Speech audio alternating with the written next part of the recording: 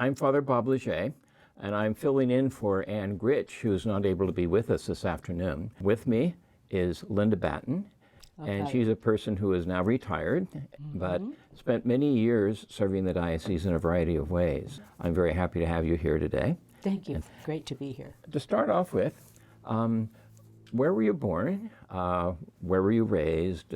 What schools did you go to? You know, kind of your early life. Oh, sure. I'm local. I was born in Palo Alto and spent the first 5 years of my life in Redwood City.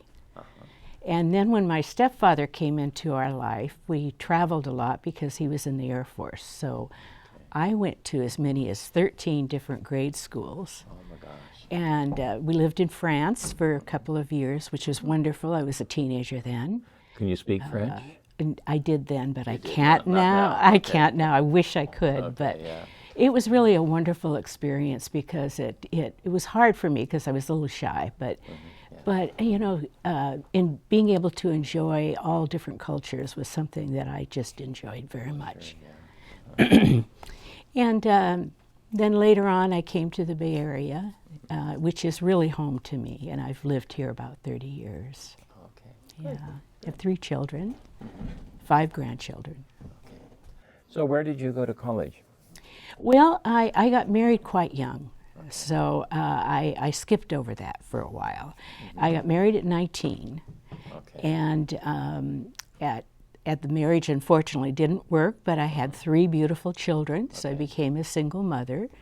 And at some point along the line, I took a lot of different courses, and I ended up going to UC Berkeley at age 40. And so I'm a late bloomer.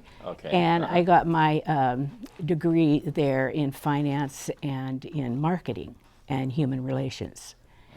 So after that, then I went, some years later, after a period of time, I went to Santa Clara University and got my master's in pastoral ministry. So I had a change in career and a change in outlook there. How did you happen to get involved in the pastoral ministry part? Well, it was, I had a really important conversion. And my family was very steeped in moral values and a great lover of Jesus, but not too much into formal religion. And that was a lot my personality of my mother and so forth, and the fact that we traveled a lot. But it was something that I always wanted to do is join the Catholic Church. And I went to RCIA at Resurrection Parish. And I just couldn't make up my mind, you know, should I do this or should I not? And it was around the feast of St. Thomas of Aquinas. Don't know when that was, but I was at Mass, and I looked up at the statue of the resurrected Jesus, and all of a sudden I had this emotional moment where I felt Jesus saying to me, I don't need another theologian, I need you to love me. And I am still unpacking that in my life. It is so meaningful. Nothing against theologians, we need them too. True. But it was more that I was looking at it in the wrong way. I was looking at it through my head and thinking that I didn't know enough and that everybody around me knew more. And I think it's important to learn, which is why I went to Santa Clara University, but it was the heart that needed to follow. And it did, and it took root in me, and it's been strong ever since. I've never looked back. Fantastic, good. You got the degree, and then you served a parish. I did. I got the degree, and I worked for a while with Mother Teresa's sisters up in San Francisco. They had an indigent home for men with AIDS, and I worked there for 3 years. I think I needed the corporal involvement. I needed to work with my hands and really, you know, deepen my faith. And then after I did that for 3 years, then I went back to the parish, and I became co-director of the RCIA with a friend of mine. Okay. And we did that for a couple of years. I think I counted 40 people during that time received the sacraments and were fully initiated. And it was a great honor for me because I'd been through the process, you know, and being able to talk to people about their faith was just a great honor to me. I loved doing that. Yes. And being with people who were searching. I imagine. Searching, yes, absolutely searching. Yes, and it was Ann Gritch who actually called me an Easter time and said, thanked me for the work that I was doing at the parish. And I was a volunteer, and it was very moving to me that she would do that. And she's assisted me, mentored me for many, many years now. Okay. When we became a diocese, it was announced on January 27th, 1981. How did you react to that? Well, I joined the Catholic Church, was fully initiated in 1984. Oh, okay. So it was before that period of time. Okay, yeah. So to be honest with you, I don't recall it, but it was particularly notice it, a wonderful thing that happened, but I wasn't aware of it at the time. Okay. Certainly became aware of it later. So you were in the first class with the ILM? I was, yes, I was, and that was an interesting experience, beautiful experience. It's a wonderful, wonderful program that the diocese offers, and of course it was led by Anne. And I remember Father O'Connor, who was the pastor at Resurrection at the time.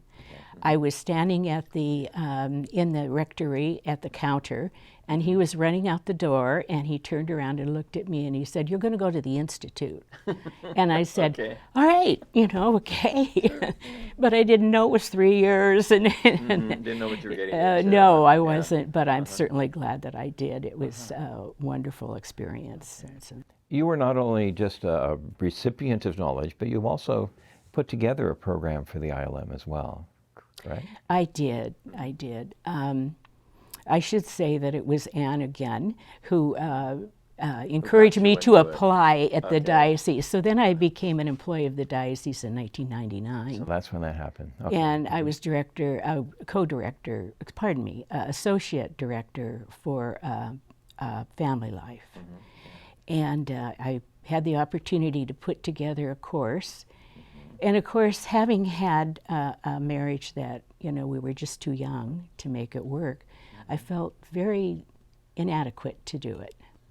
But I learned, and I think the gift of that particular program was that I learned that God works through broken vessels. And so I was able to really bring the whole spectrum of family life, while still, upholding the ideals of family life, still looking at the realities of people, where people are and meeting them where they are. And of course we had a wonderful group of people too, but I think that was the value of it. It was a great opportunity. We had great faculty. What kind of challenges did you find? In that course? In that course and in your family life ministry. Well, there was a lot of, how do you define family? People felt very passionate about that. And there was an assumption that we would just support a so-called nuclear family, the ideals of family life, and not realizing that the church was becoming more and more open to all different families, and to be more open to people such as myself, who was a single mother, and so I think that was the challenge, teaching people that. Even my own colleagues would sometimes say, "Oh, well," so that was a significant challenge, but I think we met that. So part of it was perhaps dealing with the stereotype that's always there about the church, It is, yes. And so you were dealing with people in ways that probably surprised a number of them, You're right, Father, it did. Okay. Now, your title changed, I think, at some point. Yes. And it came to have more to do with social ministry. It did. Well, I did family ministry for about 1.5 years, 2 years. And then the opportunity came for me to be director of missions. So I became director of missions, and that was wonderful, mostly through the mission appeals. And I did that for a year and a half. And then we decided to add that, the mission office into the social ministries office, reflecting, the global realities that we live in, So we added the mission co-ops and Catholic Relief Services into social ministries office, so it would have a more full agenda. Did you find yourself at any point saying, "Oh my gosh, more on my plate? What am I going to do?" I did. I mean, I think you were also in charge of CRS at one point. Yes, Catholic Relief Services, right, and CCHD. Yeah, that's right. Catholic Campaign for Human Development, and the pro-life, and the stewardship of the earth. All that came under social ministries, but we had wonderful volunteers. I formed committees of people that had passion in those particular topics, so that we really covered everything. And but sometimes it felt as though there were spinning plates. Yes, I imagine. Yeah. So, but you were an enabler of ministry. I think so. Yeah, right. I wanted to bring people, mentor people, so that they could be leaders. And give them the support they needed. What sort of challenges did social ministry bring with it? Well, very soon after I became, it was then the director of social ministries, the immigration crisis hit, and unfortunately it's still with us. And this was Sensenbrenner's bill. I've forgotten the number of it, H.R. 4467, something like that. I've forgotten the number. But it would have made all of us felons. Anybody who served the undocumented, either giving them food, clothing, housing, medical care, anything, would have been subjected to prosecution under a felony. And it just galvanized the nation. There were marches everywhere. But for us, we were the fourth largest, I believe, in the United States. And I believe you were with us, Father Leger. I think so. It was April of 2006 and March 1st. There were two large marches. So we drew over close to 200,000 people in those marches. And what I'm most proud of is that they were peaceful. There were a couple of small incidents, but largely peaceful. And the other thing that made me very proud is that the parishes turned out. And there were banners everywhere of the parishes, St. Maria Goretti, St. Lucy, St. Most Holy Trinity, Guadalupe, all those parishes turned out. And the procession was led by a large banner of Our Lady of Guadalupe, which was just moving. So it was beautiful, peaceful. Looking back on your ministry, family ministry, social ministry, what, when you look back, kind of gives you the most pride, the most satisfaction?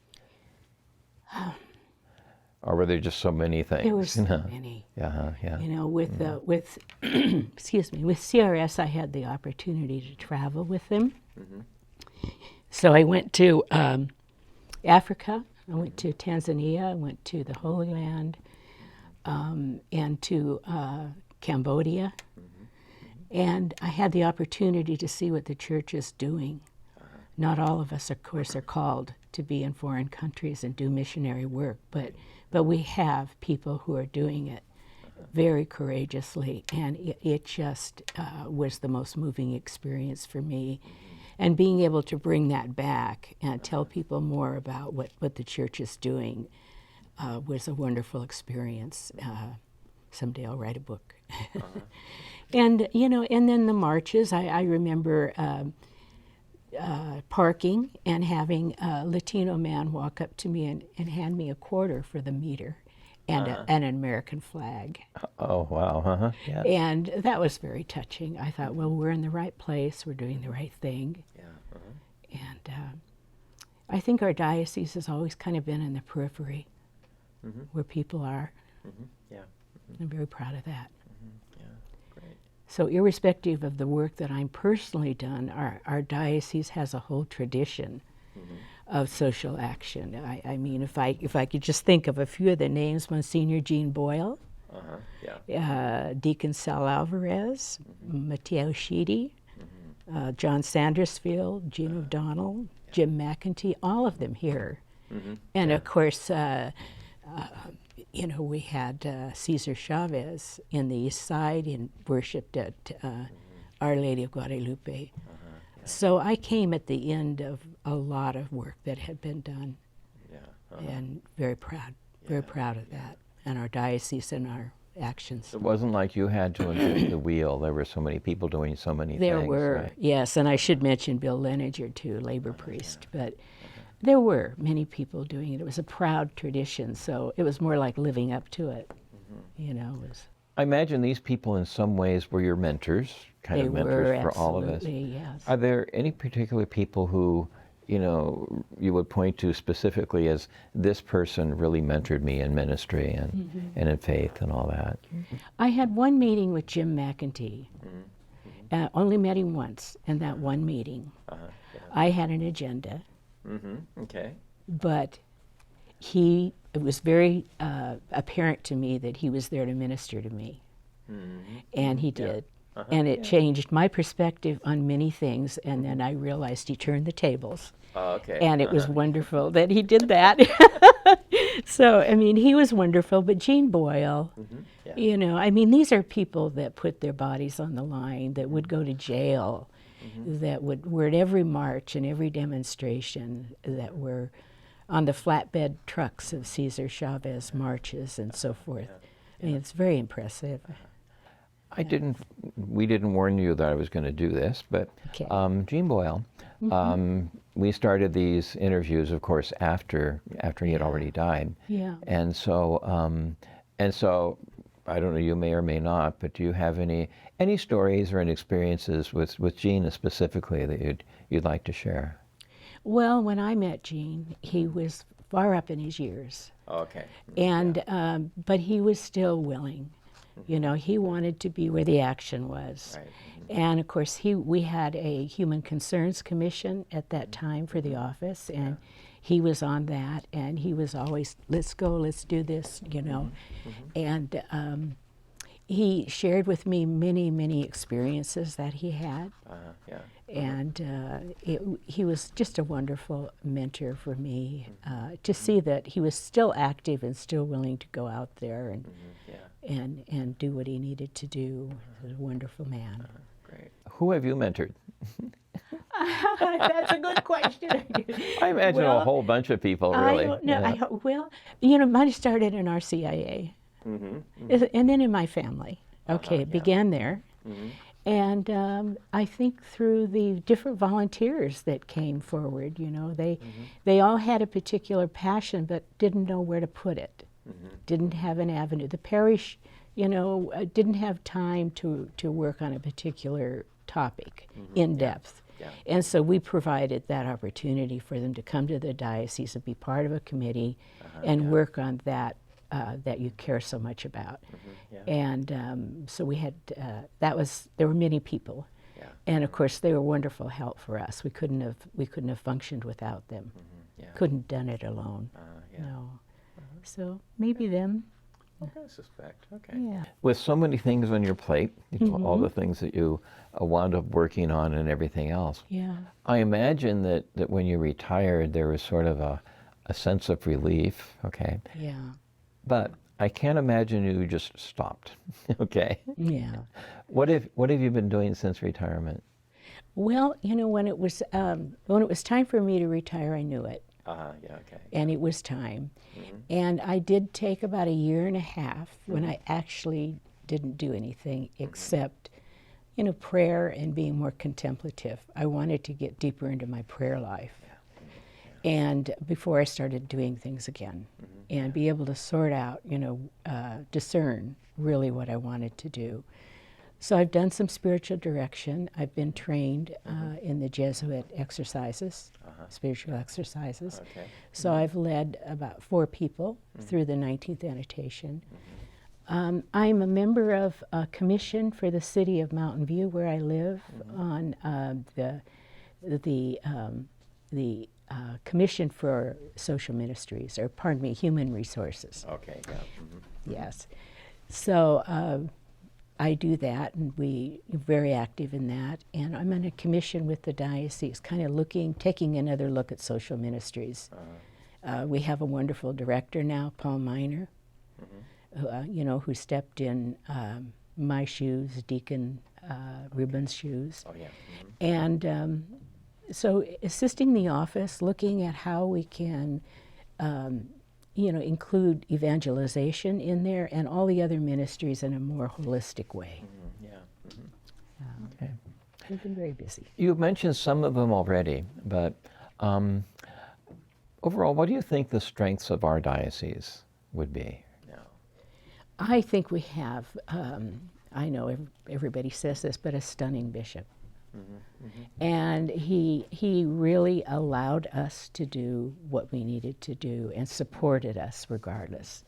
I remember there was a demonstration that we did in front of Dianne Feinstein's office that got a little out of hand.